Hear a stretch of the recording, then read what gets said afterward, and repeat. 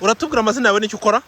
Nitwa Engineer Ngabonzima Ali, nkaba ndi umushakashatsi ku buhinzi ku bihingwa by'imbuto bidasanzwe bimenyerewe hano mu gihugu n'ibirimo biracika. Yego, ku bidasanzwe bimenyerewe hano mu gihugu harimo izi pome ziragaritse, abantu bashobora kwibwira ko bari muri Afurika y'Epfo cyangwa bari i Burayi. Hano ni mu Rwagasabo. Yego, ndagira ngo mbabaze, ubuhinzi bwa pome ni ubuhinzi budasanzwe hano mu Rwanda. Ese wowe uzihinga ku gihe ku buso bungana bute? Ese inyungu irimo ni iyi? Ngewe mfite imirima n'ubuso bugera kuri hegitari 20 n'igice. Nagiye mpingamo nanjye, ariko noneho aba ni abahinzi babihinze kugira ngo nk'uko tubyereke Abanyarwanda mu mirima y'abahinzi babihinze ko bibasha kwera. Umusaruro rero igiti gitanga iyo kigeze mu myaka 2, nk'ubu mureba bimaze imyaka 2 n'amezi 2. Ku mwero wa mbere cyatangiye cyera imbuto nkeya zigera nko muri 30-40, ariko ubu muri iyi myaka 2 n'amezi 2 bifiteho nk'imbuto zigera mu 150.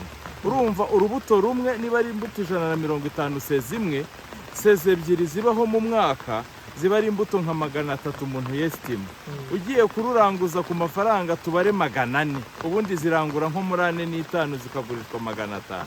Urubariye 400 kururanguza ku mwaka imbuto 300 ubonamo amafaranga 120.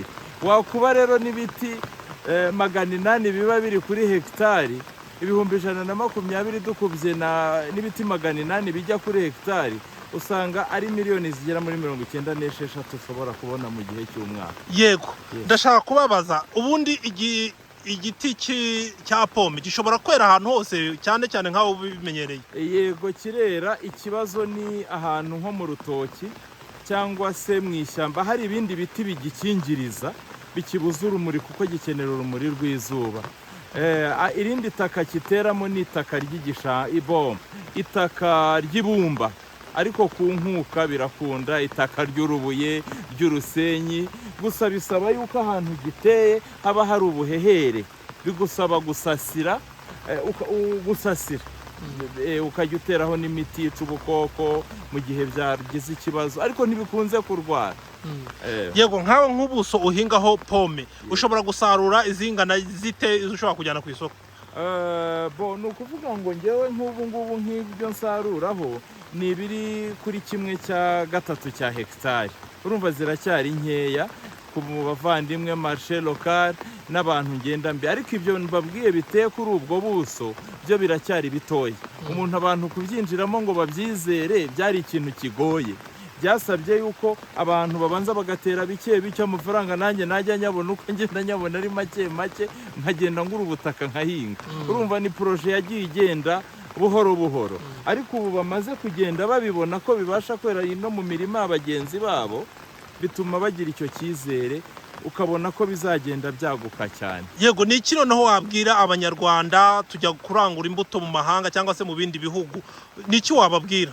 Urakoze cyane. Ubutumwa mp'Abanyarwanda ni baze bahugurwe, baze bige, baze barebe bino bintu nkora. Nashyizeho ishuri rya buri wa kane nigisha abantu kuva mu gitondo kugera nimugoroba, nkabigisha uko izi pome bazitaho nuko bazituburira, nkanabigisha nuko na voka bashobora kuyituburira n'imyembe. Nibaze ubuhinzi tubwinjiremo, nibanceho bajye ku mbuga zanjye, hari n'amasomo njya nshyiraho kuri YouTube mu mazina Ngabonzima Ali, nerekana uko babangurira n'ibindi biti byose. N'ibingibi baze babyite, bityo na pome tuyigira umuhigo, bitangirire mu ngo zacu. Nk'ubu nyakubahwa umuyobozi w'umudugudu namweretse umuhigo nahizeho uko nzahinga ibi biti nkanafasha n'abantu. Ejo bundi aha yaraje ndimo ndamwereka ikaye y'umudugudu neza umuhigo.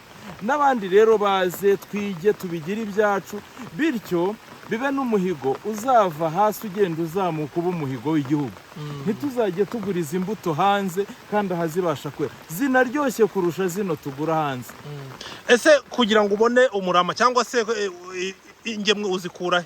Ingemwe ni ndazituburira, ndi engineer agronome, ndabyituburira. Hari izo nazanye kwiyadaputa biranga ubundi pome tubanze tubyemere, ntago ipfa kwera ahantu hari iki kirere cyacu.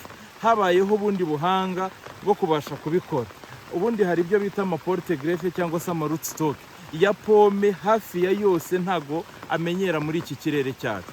Byabaye ngombwa kuyamenyereza, ngira ngo abashaka kubona byinshi kuri izo mbuga bazagenda babibona, ariko muri bike navuga hari amoko abasha kwihangana. Nabashije kugenda nshyiraho ibyo bita amarootstock. Ubundi rootstock ntibayibanguriza kuri rootstock, ariko nabanje kuzishyiraho zirabanza zirakura, ngenda nkora ibyo bita air layering cyangwa se marcotage aérien, ndemera imizi y'ayo mashami y'ibyo biti hejuru, mbasha kubona amarootstock y'izitwa M7, M9 uko bigenda birutana kugeza ku biti bikuru bigandara nk'uko, ku buryo n'ugiye gutera igiti muha nk'igiti ndabanza nkamubaza niba ari ugutera mu rugo, akazahabwa igiti kijyanye na espace afite, imbuga afite.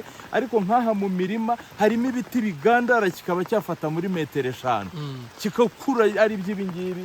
Harimo ibyo bita amafra, amarootstock y'amafra abanguriye ku mako atandukanye, nk'izi ni za golden delicious, harimo ama red delicious, hariya hari rendorenet, amoko agiye atandukanye kugira ngo binafashanye mu kubangurirana mu rurabo, kandi no kugira ngo amoko yabyo adasaza, amavariyete adasaza.